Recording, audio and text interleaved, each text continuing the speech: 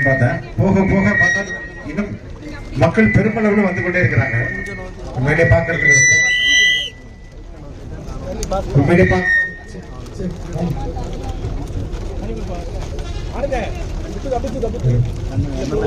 பார்க்கறதுக்கு ரொம்ப மகிழ்ச்சியாகவும் உற்சாகமாகவும் இருக்குது.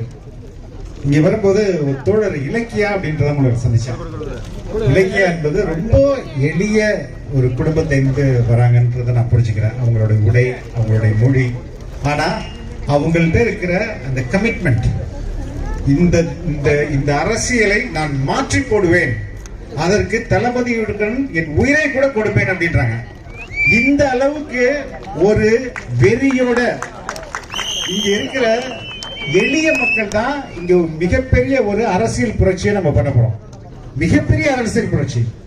இந்த அரசு என்பது இந்த அரசு கிட்ட இல்லாத ஒரு ஒரு ஆற்றலே கிடையாது. ஆயிரக்கணக்கான லட்சக்கணக்கான காவல்துறையினர், ஆயிரக்கணக்கான ஐஏஎஸ் அதிகாரிகள், மந்திரிகள், பல லட்சம் கோடி திருட்டு பணம் மட்டும் எவ்வளவு இருக்கு? 1 லட்சம் கோடி ஒரு வருஷத்துக்கு. 1 லட்சம் கோடி, 1 கோடி இல்ல, 1 லட்சமே நம்ம பெரிய காசு. 1 லட்சம் கோடி அடிக்குது ஒரு குடும்பம் ஒரு வருஷத்துக்கு. ஆனா அவ்வளோ பெரிய ஒரு அரசை இலக்கியா போன்ற உங்களை போன்ற சாதாரண மனிதர்கள் தான் புரட்டி போட போறோம். ஏன் இந்த அரசை நம்ம தூக்கி எறியணும்?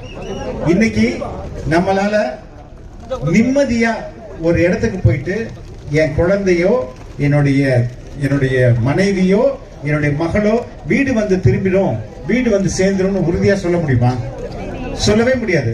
தோழர் பேசும்போது சொன்னாரு, எல்லா வயதினருக்கும், இங்க காலேஜ் படிக்கிற பையனும் சரி, காலேஜ் படிக்கிற பொண்ணா இருந்தாலும் சரி, 60 வயது முதியவராக இருந்தாலும் சரி, 20 வயது பையனா இருந்தாலும் சரி, 7 வயது சிறுமியா இருந்தாலும் சரி, யாருக்குமே இங்க பாதுகாப்பு என்பது இல்லை. ஏனென்றால் இந்த அரசு தன்னுடைய முழு கவனத்தையும் கொள்ளையடிக்கிறதுலாம் கவனம் செலுத்திட்டு இருக்காங்க. அதனால இவர்களுக்கு நமது பாதுகாப்பு முக்கியம் இல்லை. அதனாலதான் தளபதி என்ன சொல்றாரு, நமது பாதுகாப்பு, நம்மளுடைய வாழ்க்கையில் மாற்றம் ஏற்படணும் அப்படின்னு என்றால் அது தளபதி ஆட்சி வந்தா மட்டும்தான் முடியும். இப்போ அண்மையில பார்த்துப்பீங்க, நம்மளுடைய தளபதிக்கு சிபிஐ நோட்டீஸ் கொடுத்தாங்க. 2 முறை அழகா போய் டெல்லியில அட்டெண்ட் பண்ணிட்டு ராஜா மாதிரி வந்தாரு. செந்தில் பாலாஜி கொடுத்தாங்க நோட்டீஸ்.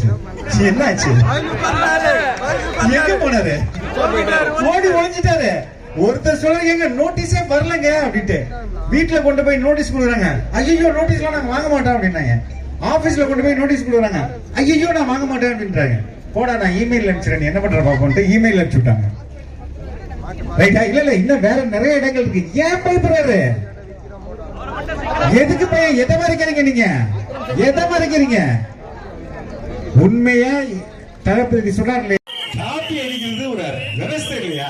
எக்ஸாம்ல காப்பி அடி, மாநாடு கான்செப்ட் காப்பி அடிப்பீங்க. ஓகேங்களா? அதனால ஒன்று மட்டும் உறுதி, நமது ஆட்சி வரப்போவது உறுதி. நான்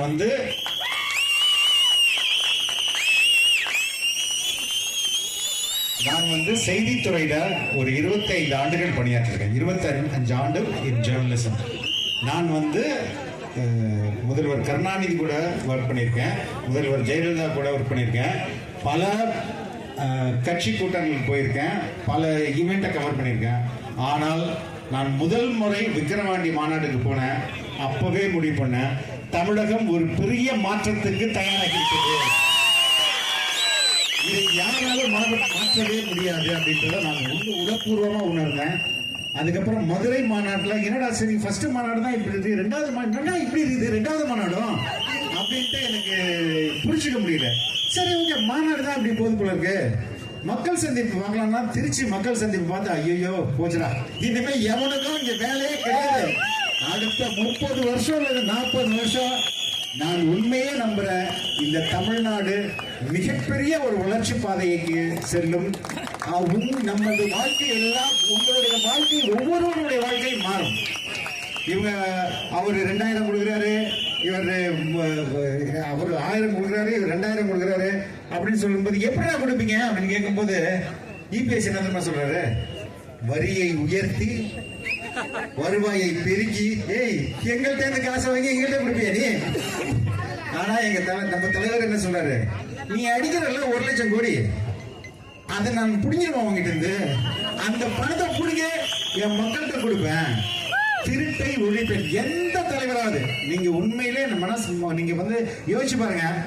யாராவது ஒரு தலைவர் தமிழ்நாட்டில் நான் ஊழல் செய்ய மாட்டேன், ஊழல் செய்யவும் விட மாட்டேன்னு சொல்ற தைரியம் இருக்கா? யாருக்காவது இருக்கா? தளபதியை தாண்டி யாருக்காவது இருக்கா? உண்மையிலேயே மக்கள் மீது அக்கறை கொண்ட, அன்பு கொண்ட, இன்றைக்கு களத்தில் இருக்கிற ஒரே தலைவர் அவர் நமது தளபதி. அவருக்கு அவர் கேட்பதெல்லாம் ஒன்னே ஒண்ணுதான். உங்கள்கிட்ட 2 விஷயங்கள் தான் அவர் கேட்கிறாரு. ஒண்ணு, நீங்க அபரிவிதமா பொழியறீங்க, அன்பையும் பாசத்தையும் பொழியறீங்க. அதே போல இந்த ஒற்றை விரல்ல ஒரு மிகப்பெரிய மாற்றத்தை ஏற்படுத்துவோம். நம்ம இந்த விசில் புரட்சி நம்மளுடைய அரசியல் எதிரிகளுக்கு நாம் யார் என்பதை காட்டும் என்று சொல்லி விடைபெறுகிறேன். நன்றி, வணக்கம். நன்றி.